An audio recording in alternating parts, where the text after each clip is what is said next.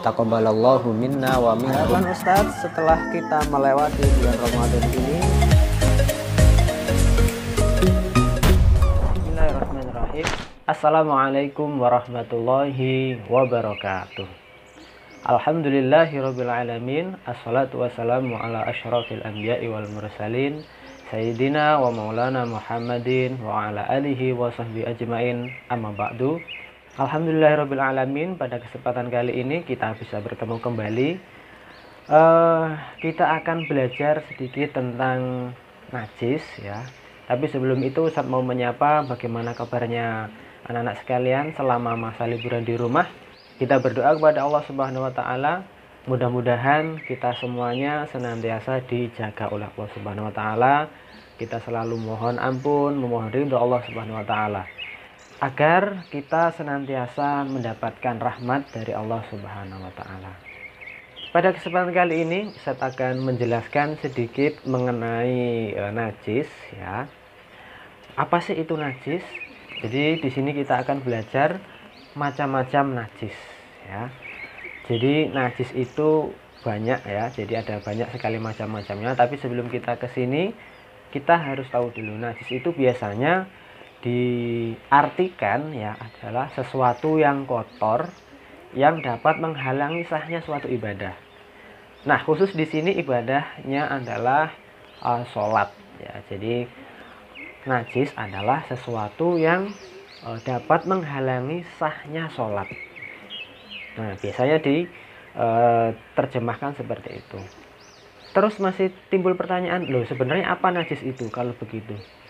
Sesuatu yang kotor yang bisa menimbulkan atau berefek tidak sahnya sholat.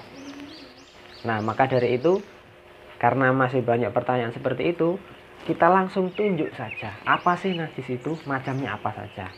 Nah, oke. Yang penting harapannya setelah kita tahu macamnya nanti, kita langsung bisa tergambar, najis itu ternyata seperti ini. Begitu ya. Najis itu Ustadz akan tulis di sini ada nanti 7 ya. Ada 7 macam najis yang perlu kita ketahui. Saya tulis ya. Yang pertama adalah semua yang keluar dari 2 jalan. Jalan apa maksudnya? Nah, kita sudah mafhum ya harusnya, yaitu jalan depan maupun jalan belakang yang biasa kita sebut dengan kubul dan juga dubur. Nah, jadi semua yang keluar dari 2 jalan ini dihukumi najis. Jika salah satu di antara kita hendak melaksanakan sholat, kemudian badan kita terdapat tadi ya 2 ini ya yang keluar dari 2 jalan ini, maka sholat kita tidak akan sah. Gitu ya. Kecuali mani. Kecuali mani. Ya, mani ini suci. Baik, biar mudah langsung saja yang kedua.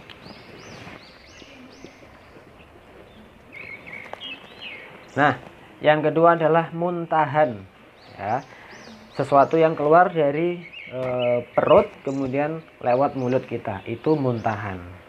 Maka ketika ada yang muntah, biar suci, berkumur dulu ya, kemudian dibuang supaya mulutnya itu suci. Karena habis muntah itu kan terkena najis rongga mulutnya, maka harus dibersihkan, harus disucikan dengan air.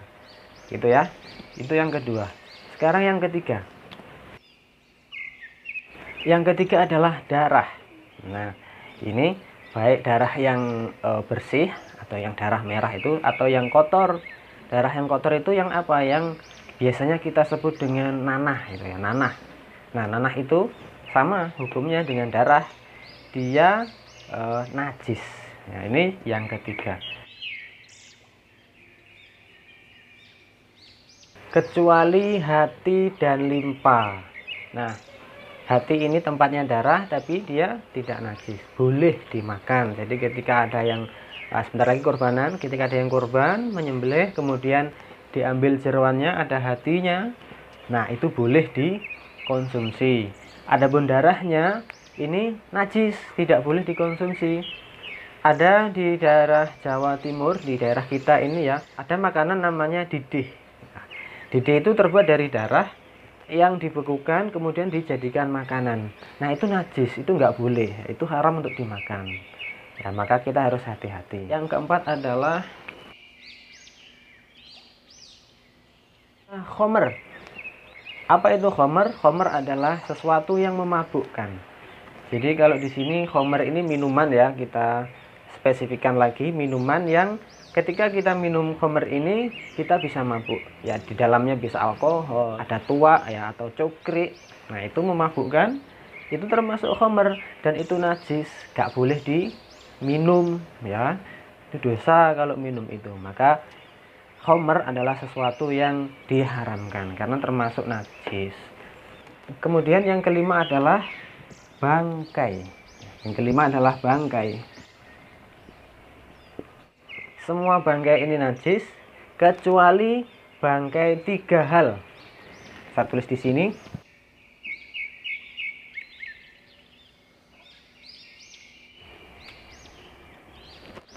Semua bangkai kecuali bangkai 1, bangkai manusia, belalang, dan ikan. Ini bukan bangkai manusia ya, tapi mayat ya, mayat manusia, jenazah manusia ini tidak najis. Nah ini yang kelima. Jadi sudah ada pertama, semua yang keluar dari 2 jalan ya, kecuali mani itu dihukumi najis. Kemudian yang kedua adalah muntahan ya, yang keluar dari perut kemudian muntah begitu. Yang ketiga ada darah ya, darah yang mengalir. Kemudian kecuali hati dan juga limpa. Kemudian yang keempat adalah khomer, minuman yang memabukkan. Yang kelima adalah bangkai kecuali jasad manusia ya, atau jenazah manusia, belalang, dan juga ikan. Oke, tinggal 2. Yang keenam adalah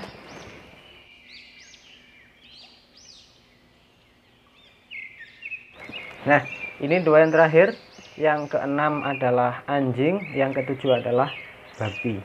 Nah adik-adik sekalian, 7 hal ini ya, 7 macam ini adalah sesuatu yang dianggap najis, yang ketika salah satu dari 7 ini ada atau menempel di tubuh kita, maka sebelum kita melaksanakan sholat kita perlu untuk mensucikan dulu ya. Sholat itu harus ya, salah satu syarat sahnya harus suci dari najis dan juga hadas ya.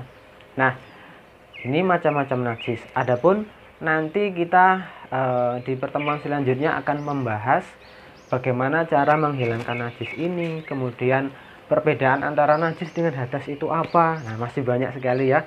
Nah itu harapan Ustadz kita pahami dulu 7 hal ini ya, 7 macam ini kita hafalkan di luar kepala. Setelah itu kita belajar ke materi yang selanjutnya. Oke, itu saja untuk pertemuan kali ini. Terima kasih atas perhatiannya, mudah-mudahan bermanfaat. Kurang lebihnya mohon maaf. Ustadz akhiri, assalamualaikum warahmatullahi wabarakatuh.